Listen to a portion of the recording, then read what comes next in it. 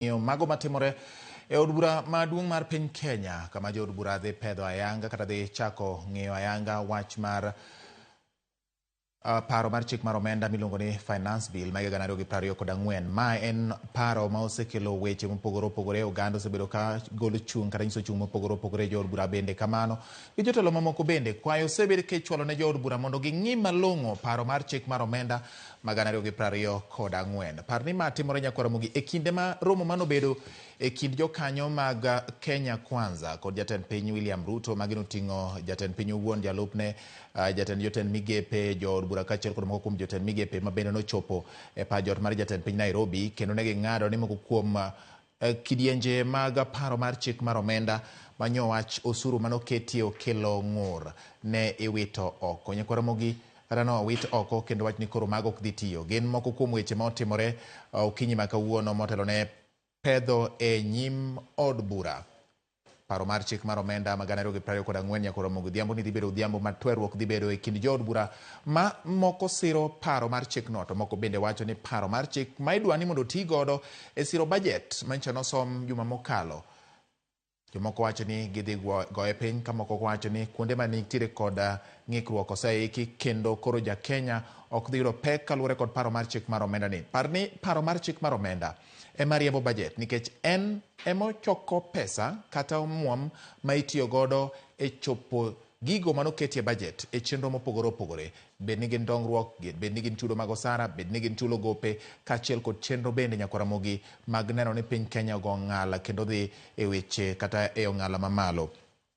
Nyakwaromogi wadwa ni mondo wadhi ane mondo wang'i moko kuom gigo matimore e boma ma Nairobi, nikech motelo e kinde weche manyien mag migago ne watang'o ni kaka weche mag ng'anyo ne chalo e chuny boma. Mano pok odok chien, nyaka gie sani obila pod medo luorore ka bende moko kuom jogo madhi nyime kod ng'anyo e boma ma Nairobi Nyakwaromogi ka gikwedo paro mar chik mar omenda. Par ni jokedo ne ratiro mag oganda nyoramo mo umoe gi piny ni odiochieng' ma kawuono dhi bedo odiochieng' mar twerruok kama gidhi romoe kod jopiny kaachiel kod nyiso paro kotenore kod weche madhi nyime e od bura Nyakwaromogi. Parni ma en okang' magikawo mar nyiso ng'ur margi kaachiel kod gigo ma giwacho ni ok gin godo gi mor ma oketie paro mar chik mar omenda. Adwa ni mondo mi anyisi kaka weche chalo e tipo mari Nyakwaromogi achiel kachiel kokalo e Ramogi TV mondo ing'e ni to gin ang'o gini matimore e alwora mar boma ma Nairobi. Mineno go Nyakwaromogi gin tipo ma achiel kachiel mabiro ni ka okalo Ramogi TV kendo nyango ni kaka chuny boma ma Nairobi chalo e odiochieng' ma kawuono ma paro mar chik mar omenda Nyakwaromogi itwakie kendo ipedho e od bura kod jo od bura ma pacho ka. Nyakwaromogi tipo mineno go mano mana achiel kuom apisa mag obila manitiere kod bunde ma ochuo ume agulu kata kebe mar tear gas ma bende otiyo godo e keyo jogo ma osebedo ka ng'anyo e pacho ka. Gin weche Nyakwaromogi mwamedo luoni achiel kachiel mondo imed ng'eyo gik mamedo timore kokalo Ramogi TV. Jafwambo marwa Eric Owenga nomiyowa kaka weche chalo gi kindeno kaka sani king'iyo pod en wuoth ka obila temo rakore gi jok mabago ng'anyo. King'iyo moko kuom bende dukni mopogore opogore manitiere e apeni e boma ma Nairobi, pod king'iyo moko yudo kolor dhoutegi nyiso ni chenro mag ohala bende obedo kod ng'ikruok kotenore kod weche mag ng'anyo madhi nyime e kinde ma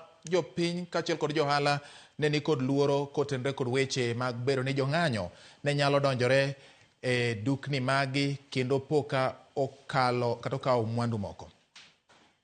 Nyakwaromogi gin weche ma wamedo luoni achiel kachiel ka ing'iyo weche madhi nyime Nyakwaromogi kana tang'o nino nyiso kaka oganda medo golo paro mopogore opogore kotenore kod paro mar chik mar omenda ma 2024. Nanyisi motelo ne mae paro mar chik ma koro sirkal geno tiyo godo e choko yuto mage koting'o mago mag osuru. Ng'iyo ni to gin omenda mage ma gidhi yudo kaka sir miluongo ni grants kaachiel kod omenda mamoko ma samoro nyalo dong' machunogi ni nyaka gidhi gihol mondo gichop godo dwaro mar budget mar $3.992 trillion mancho nosom ayanga kod jatend migawo mar weche mag omenda Ngire Njuguna Ndung'u. Gin weche Nyakwaromogi mabende wamedo luwo ni achiel kachiel kendo wamedo nyisi kaka gichalo. Paro mar chik mar omenda ni Nyakwar Ramogi en paro mar chik mane wacho ni dhi medo pek mar ngima ahinya kokalo osuru mag mwandu moko mochuno. Kata kamano romo motelo okinyi ma kawuono mane ochwoyo kom kod jatend piny owach ni osuru machalo kaka mar mkate, osuru e weche mag nyamburko, osuru ma ing'ado ka ng'ato oro ni omenda kata kidhi golo omenda miluongo ni mobile money transfers, kaachiel kod mago mabende oyangi kod jatend komiti kata jakom mar komiti mochung' ne weche mag omenda e od bura Kuria Kimani mano wacho ni oyo ngang' mwandu midhi kawe osuru miluongo ni eco levy gin mwandu maketho alwora to igologi ka giwuok e pinje maoko maok molos e pacho ka. Mano ler mochiwo e kinde romo mane obedo godo bang' kata e kinde twak mane obedo godo ka oyango ne jofwamb weche ler bang' romo kod jatend piny kod kweth mamoko mag jokanyo mag Kenya Kwanza e par jot mar jatend piny bure Nairobi. Wacho ni mwandu molos e pacho ka ok dhi ng'ado osuru miluongo ni eco levy to mwandu mogol e pinje maoko magi chich ni nyalo kelo kethruok mar alwora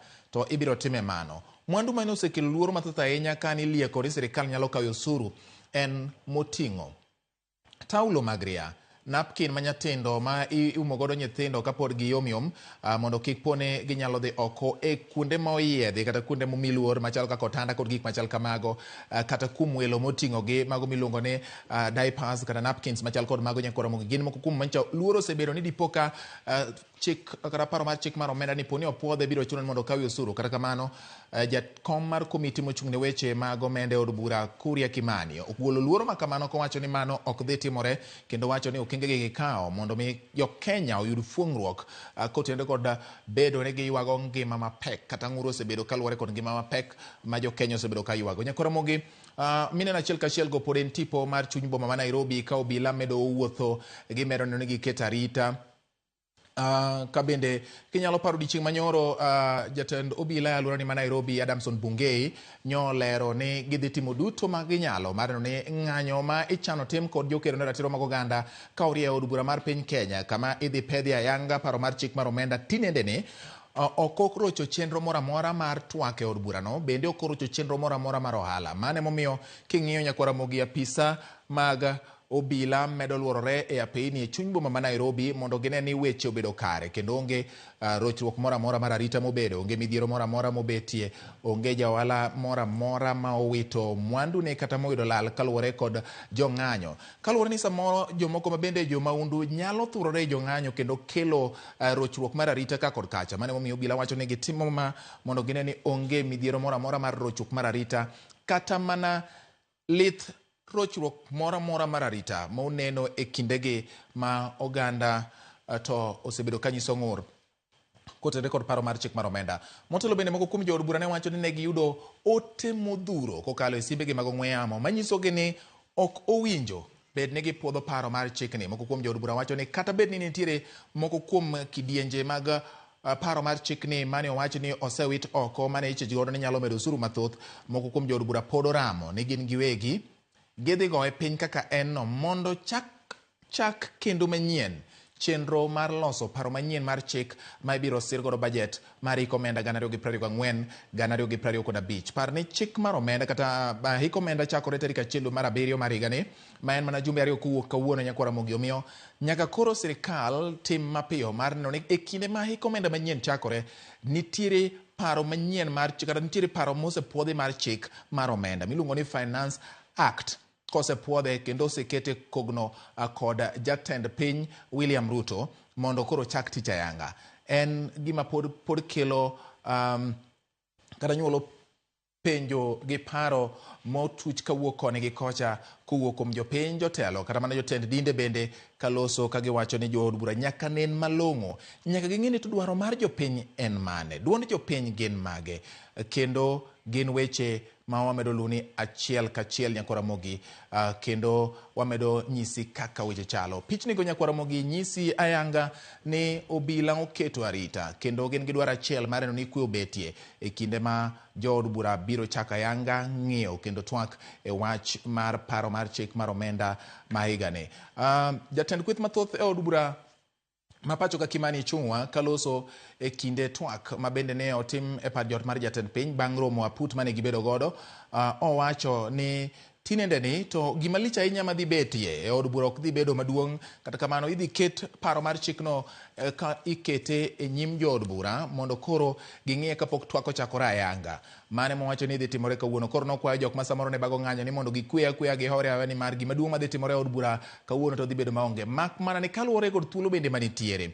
Chakre kawuono nyaka chieng' tich ang'wen, jood bura biro temo duto ma ginyalo mar neno ni giwinjo kendo ginono malong'o, giporo wach kendo gitwerore e od bura mar ng'iyo ni to paro mar chikni en kanye monyalo diyogo oganda jo Kenya kata bang' sirikal kokalo aput mane gibedo godo e par jot mar jatend piny ne golo oko moko kuom weche mane wacho ni nyalo bet ni nyalo kelo ng'ikruok kata pek ne oganda jo Kenya.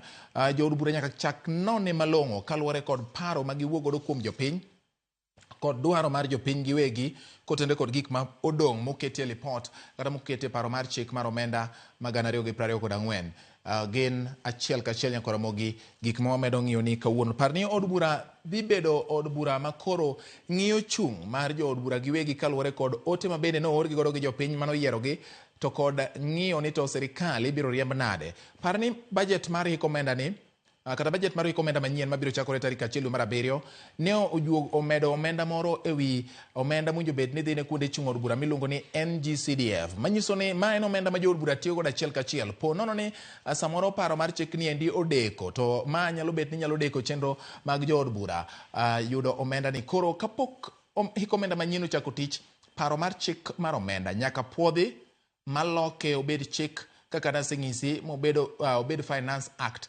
makete kendo chwe kogno kod jatend piny William Ruto kapuodhe ayanga mondo koro bed kaka chik mabiro manyo kaka yudo omenda ma isiro godo budget mar hik omenda ma 2024 2025. Par ni hik omenda ni nyakwaramogi bende omiyo thuolo governors ma Thurka mondo mi oyud omenda mang'eny mopogore kod magi sebedo ka giyudo mokalo ka budget ma higa ni medruok mar omenda madhi ne piny owacho mag counties koro chopo bilion 400. Nyiso ni en medruok ma bende nyaka many kaka iyudo pesa mabiro siro omenda madhi ne counties ma kamago. Gin weche ma bende nyakwaramogi nie i budget kendo mage gik motudore achiel kachiel kod paro mar chik mar omenda mabiro dwaro ni paro mar chik ni nyaka koro ne ni ong'iye e yo malong'o mondo sirikal oyud ageta margi mar omenda ma gitiyo godo e budget mondo kik chenro mag ng'ikruok kata weche mag chudo mag osara kik bed gi ng'ikruok. Chenro mosesingi kaachiel kod simbo mamoko kik bedi ma ok odhi kare nyakwaramogi. Adwa ni mondo mi atire achiel kachiel nyaka od bura mamalo mar piny Kenya kama koro ikete ayanga paro mar chik mar omenda nyakwaramogi e kinde ma koro jood bura chako ng'iyo kendo nono gi ang'idha kata adhing'a weche manitiere paro mar chik mar omenda e kinde ni nyakwaramogi. Adwa ni mondo mi atire achiel kachiel nyaka e od bura maduong' mar piny Kenya, Nairobi. Committee on Finance in the House, and yet I've been waiting eagerly to lay my hands on the report of the committee.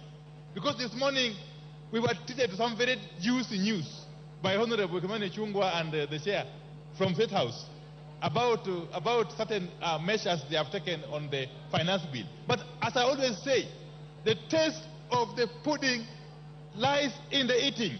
Until and unless we see the report of the committee containing those very far-reaching amendments that we were made to understand what have been made, we cannot be sure, Honorable Speaker.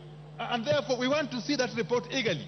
We are waiting here eagerly to see that report and to dissect it and to go through it with a tooth comb before we can make informed decisions, Honorable Speaker.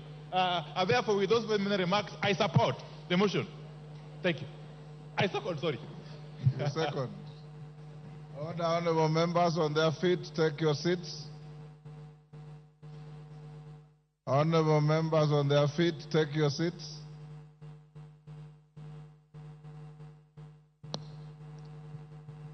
Honorable members, I now propose the question, which is that pursuant to the provisions of Standing Order 33C, this House resolves to hold a morning sitting on Thursday, 20th June 2024, commencing at 9:30 a.m. for purposes of considering priority business.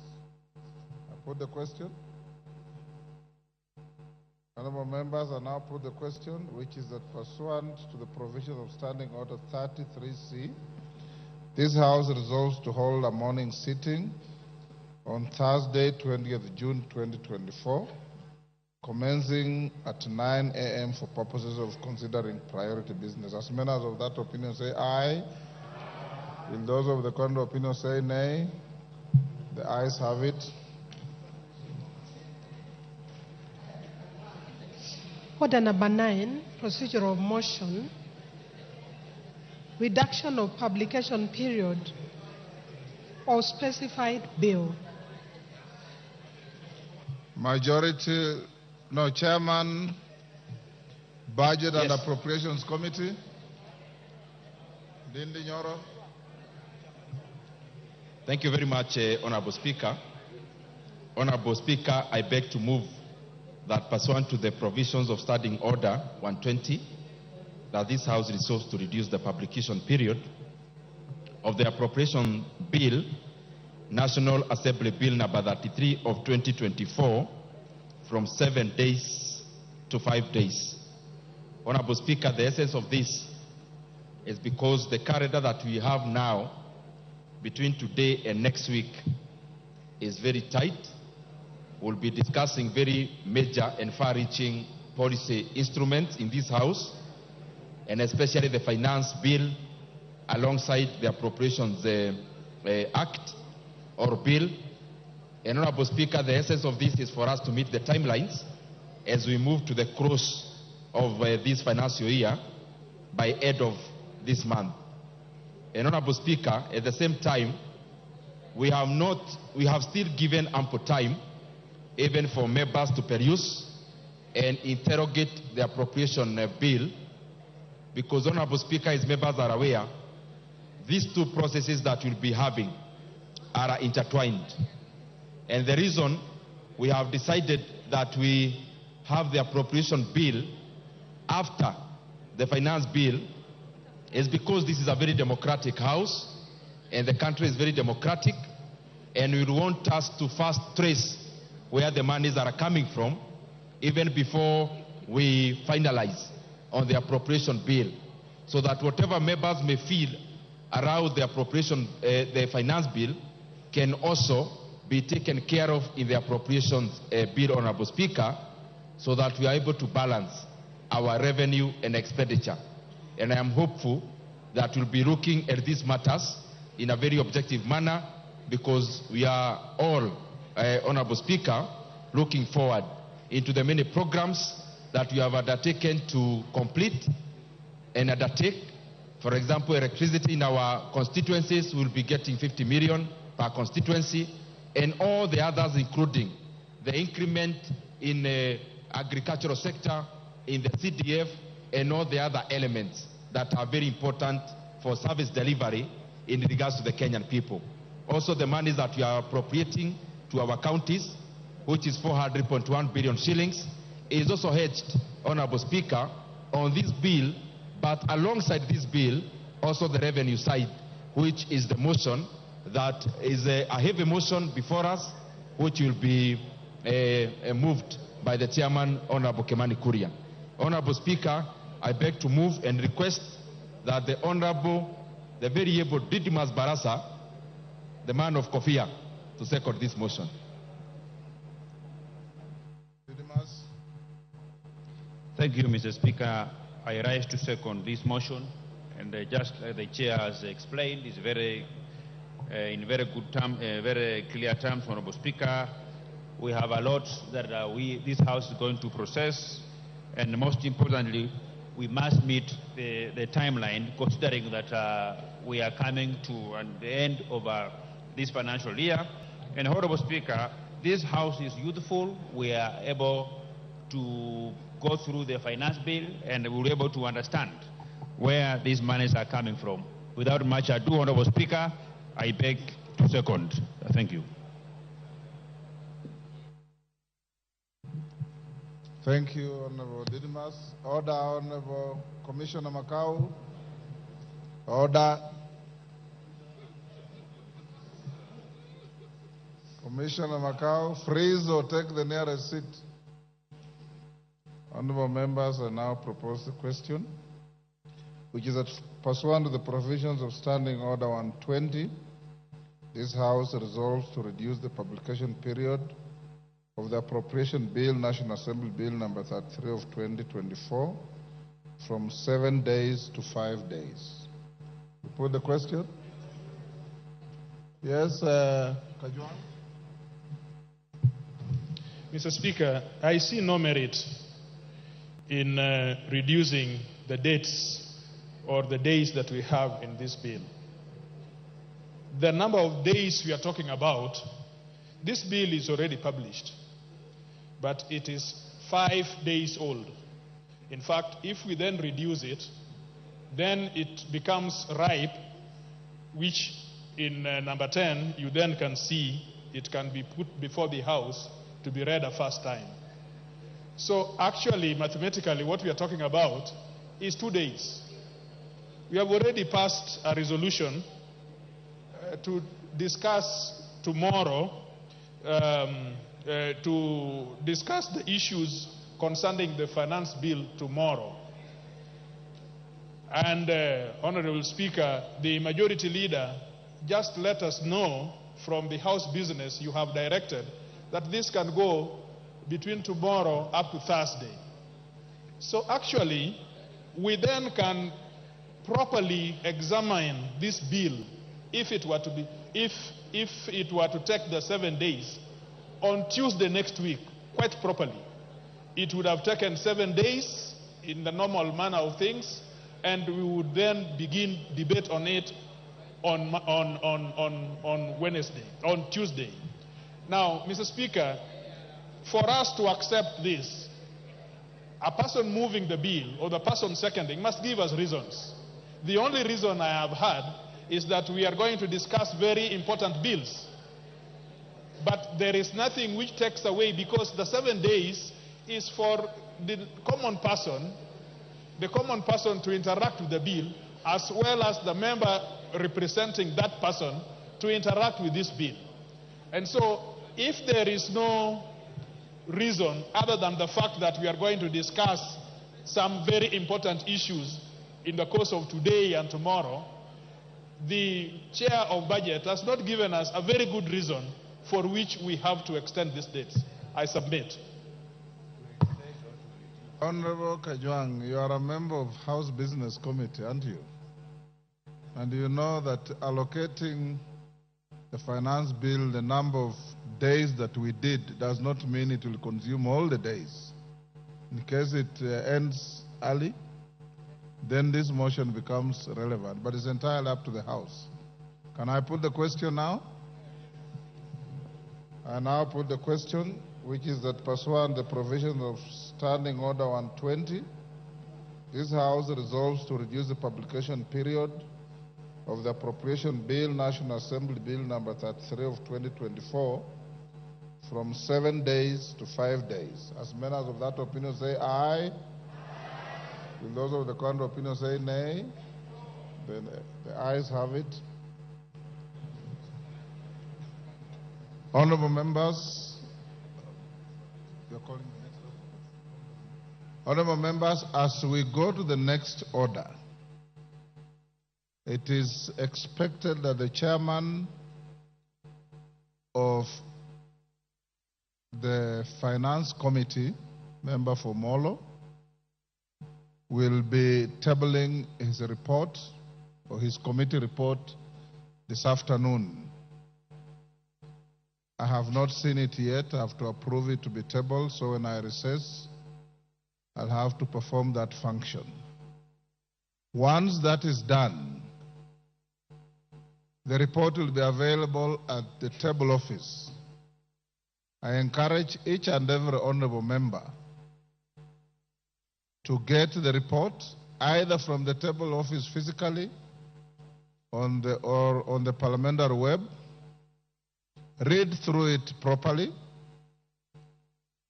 Upon doing so, we have allocated time as follows. Tomorrow morning from 9:30, the finance bill will be moved by the committee chairman. It will be open to debate the whole of tomorrow morning. Tomorrow afternoon, You have just approved a sitting for Thursday morning. And remember that tomorrow you will sit up to 9:30 or 9 in the night. On Thursday morning, we'll again sit on the finance bill, and House Business Committee has directed that we will then vote on that bill on Thursday afternoon. Committee of the Whole on the same bill will come on Tuesday afternoon. Those of you who want to file any amendments, and I've seen some, I've in fact approved some, although it will be more decent and proper to file your amendments after reading the report to see whether you are proposing amendments that have already been dealt with by the committee. I have directed the clerk that the closure for submitting amendments will be on Thursday at 1 p.m.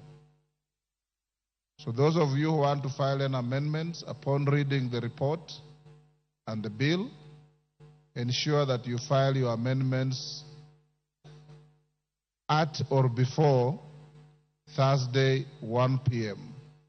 Thereafter, you'll be time barred, and don't say you are not given proper direction. I hope that when the bill is debated from tomorrow, you will debate from an informed position on the content of the bill, the content of the report, and what you desire the bill to be. Thank you. Next order. Order number 10, the Appropriation Bill, National Assembly Bill number 33 of 2024, first reading. A bill for an act of parliament to authorize the issuance of a sum of money out of the consolidated fund and its application towards the service of the year ending on 30th June 2025, and to appropriate that sum and a sum voted on account by the National Assembly for certain public services and purposes. Next order. Order number 11, the County Government's Additional Allocations Bill, Senate Bill number 19 of 2024, first reading. A bill for an act of parliament to provide for the additional allocations to county governments for the year 2024-2025, for the 2024-2025 financial year, the responsibilities of the national government and county governments pursuant to such allocation and for connected purposes.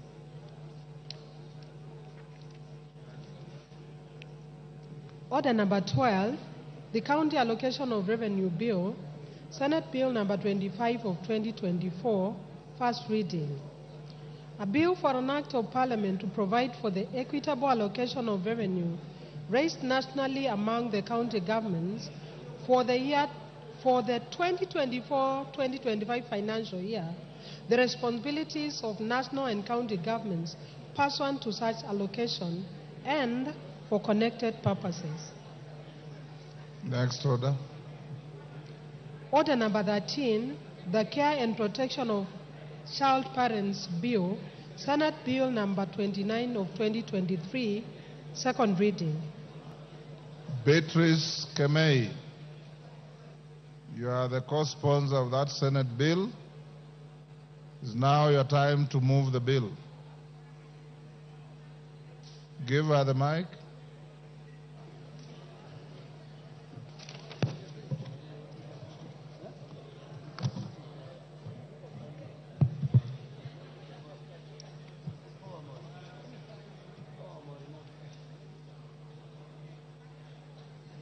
A functioning mic, there you are. Thank you.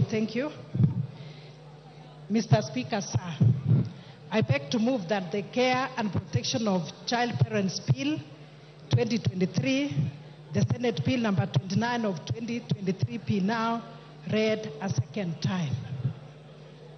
Mr. Speaker, the principal objective of the bill is to provide a legal framework for the care and protection of child parents within the counties.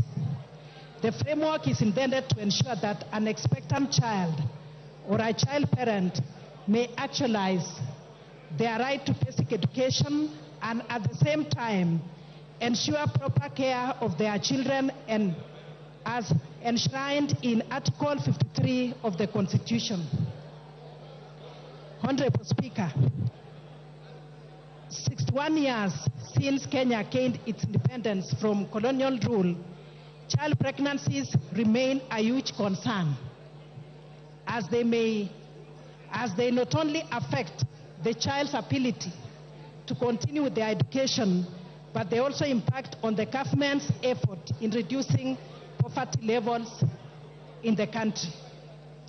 Mr. Speaker, sir, the Kenya National Bureau of Statistics, in the Kenya Demographic and Health Survey conducted in 2022, noted that 15% of adolescent women between 15 and 19 years have ever been pregnant, with 12% having given birth to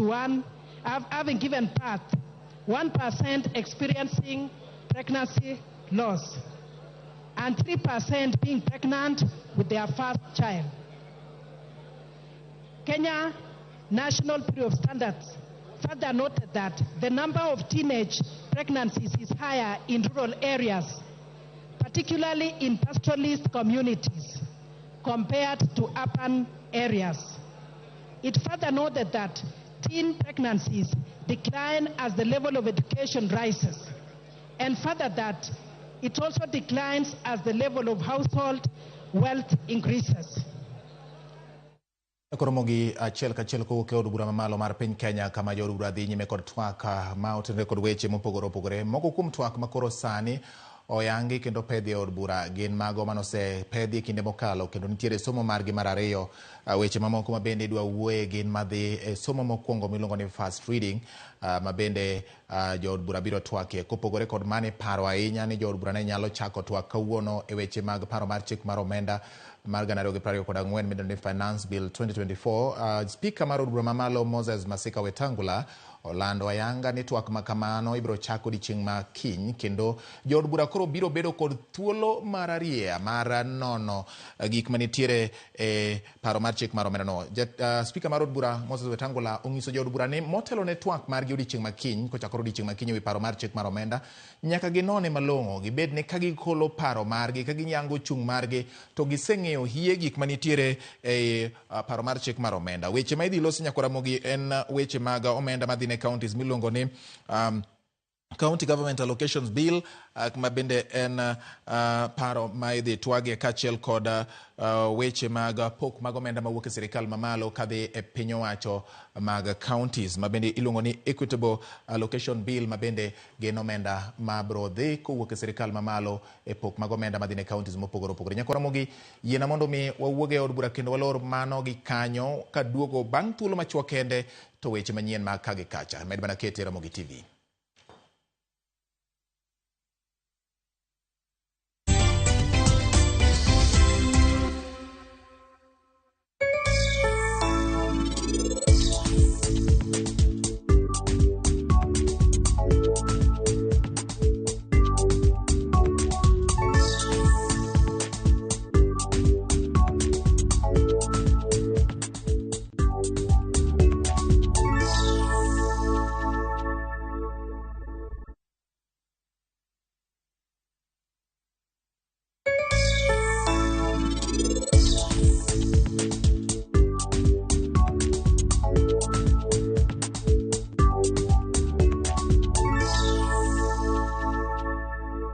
Let's open big doors and small ones.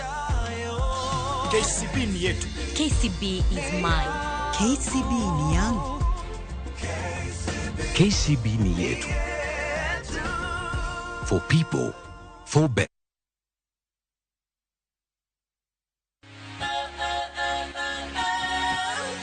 Ok wanyal rito mondo wadhi kodi e wuoth mopong' gi mor. Fweny sigendni mabeyo miwuoro. Tugo tuke mabeyo. Rom gi osiepe manyien. Puonjri gik mabeyo e wuodhni. Crispy chicken, coleslaw, tomato, mustard. Solo osiepeni kendo ikri ne mor e rogo mar nyithindo. Chieng' Ngeso chakre saa 3 okinyi mana e Ramogi TV.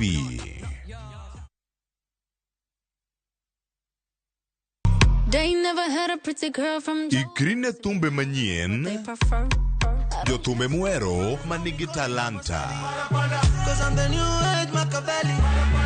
Winj thumbegi timakri gi herano mar thum. Pado manyien e kama kinde mabiro mar thum chakore. Kik ngolo mora mora ma ogo mamit bai. Pado manyien wuok tich nyaka tich abich chakre saa 5 onyango mana e Ramogi TV.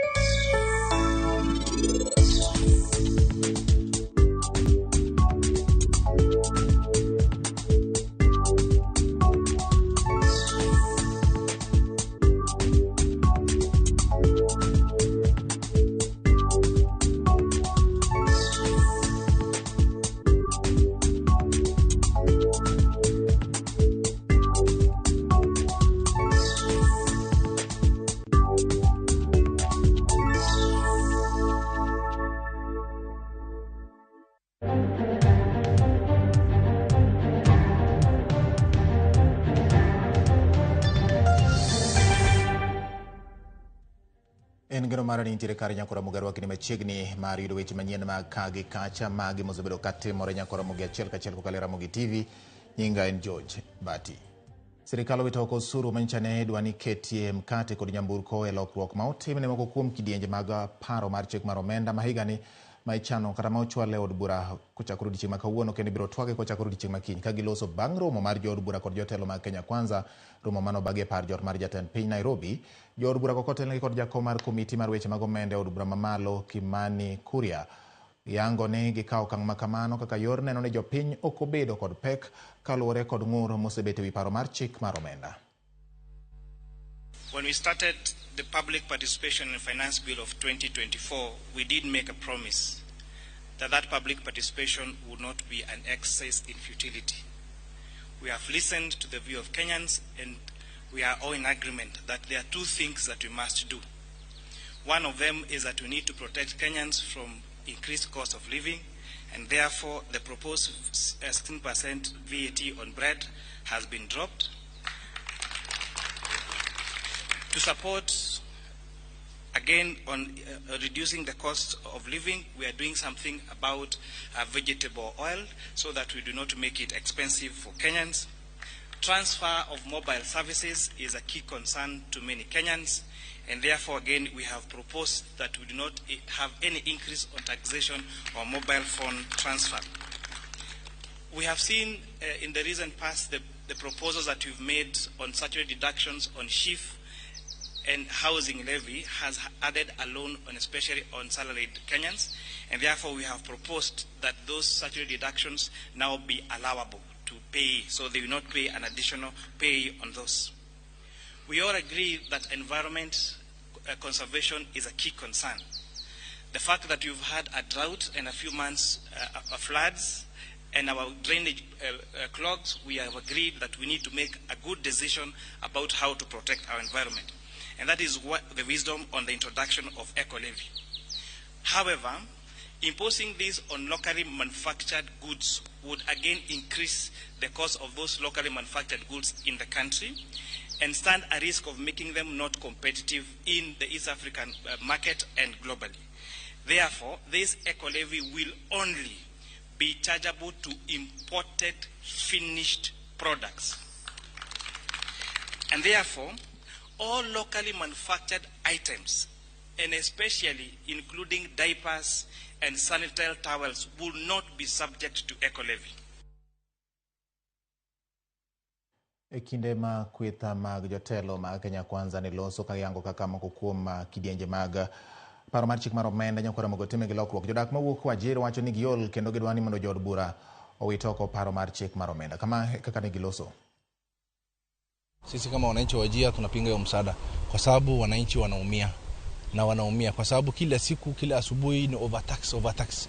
Wananchi wa chini wameumia, tumeumia zaidi na tena wataka kutuumiza zaidi tena.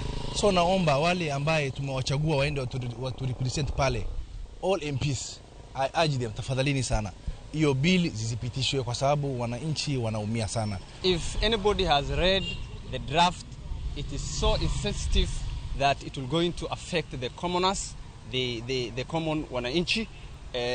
Like for example, the motor vehicle is taxed high, and also bread, and so many other issues.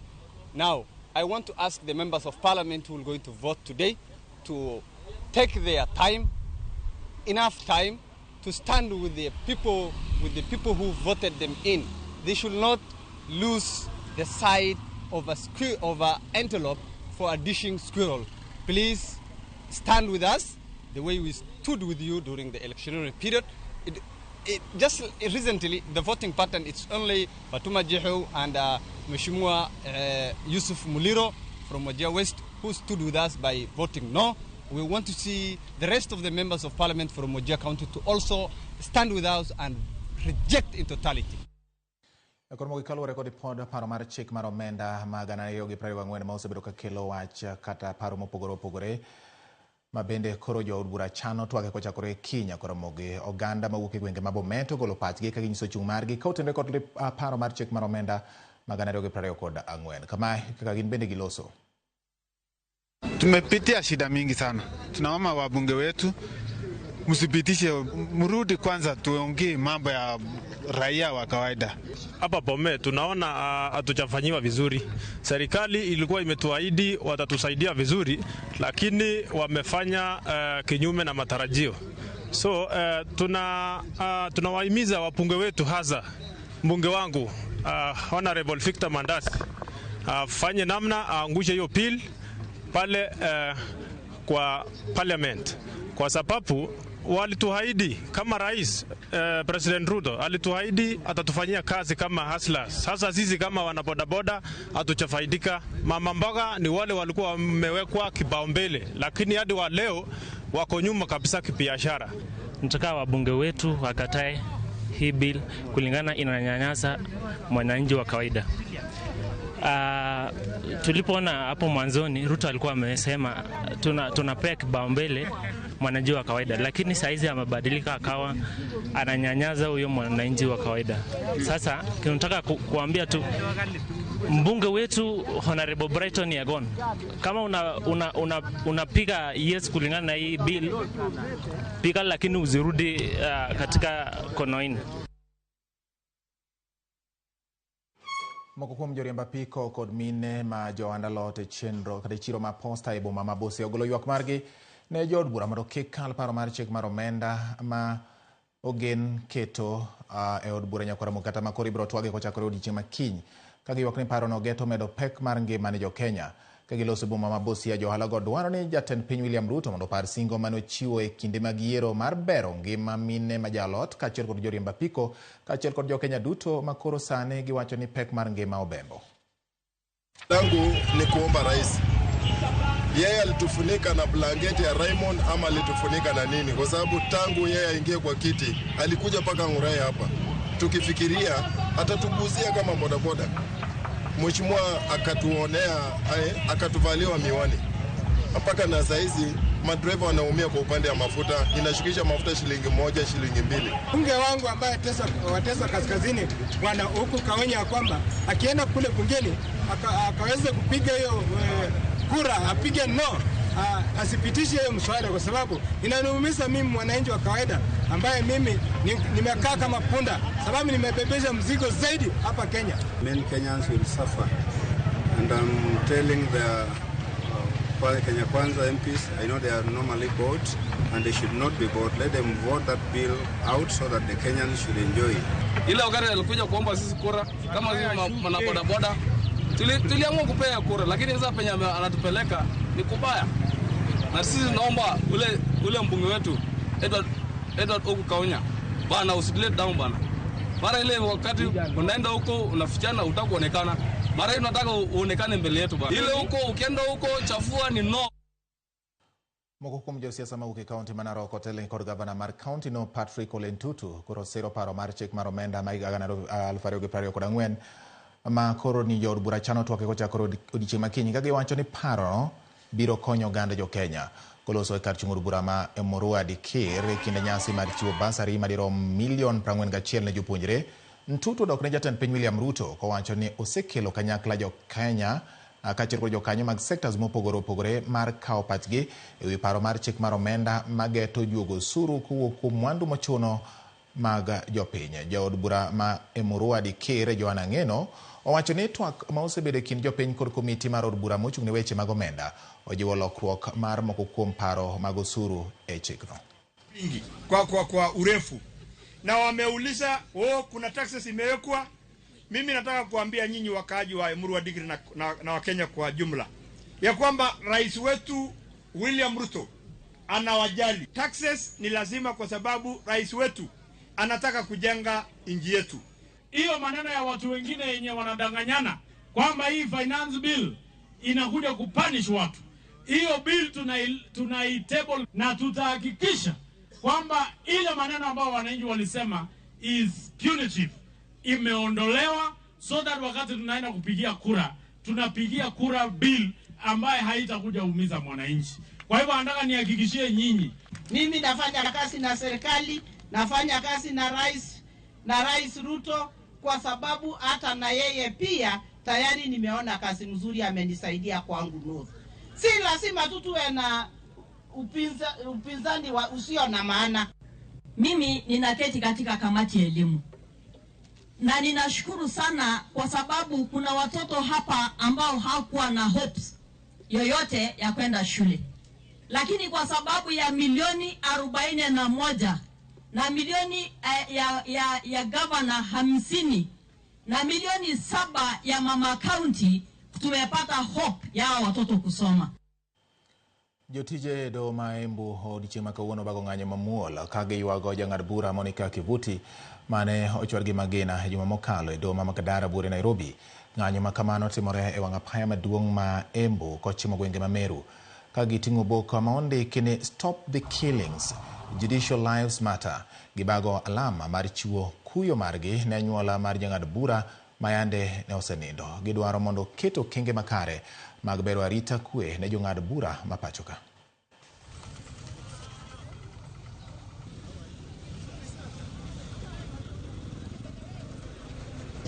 We are here to condemn in the strongest terms the murder. We are saying it's an incident. However, we want to call it what it is. It is murder. It is the killing of a judicial officer, and we are here standing in solidarity with the members of the bar and members of the bench, where she is a member, because as much as she served in the bench, for starters, she's an advocate. That is where we all begin. We are now calling upon all those concerned with the welfare of the judiciary to get more focused on the security issues. One of us, it did not have to happen like this, but unfortunately it has happened. One of us has lost her life, and we would wish that no other life is lost in such circumstances. Erokamano nyakora mogi kuom keto Ramogi TV mago mana moko kuom weche manyien ma wamedo luwo ni achiel kachiel ka wakilo nigi yo machok sani thuolo ne mag kange kacha. Koro mosa achiel weche manyien mag duol ka achiel weche manyien mag imore utino ma kawuono wabro migi kuku giduto ka jofwambo magwa pod cherore gwenge mopogore opogore mar fwambo kendo choko nyakora mogi kod thuolo no tang'nwa keyo. Miyo kidwa ng'e adieri to mana ka Ramogi TV. Nyinga en George Bati.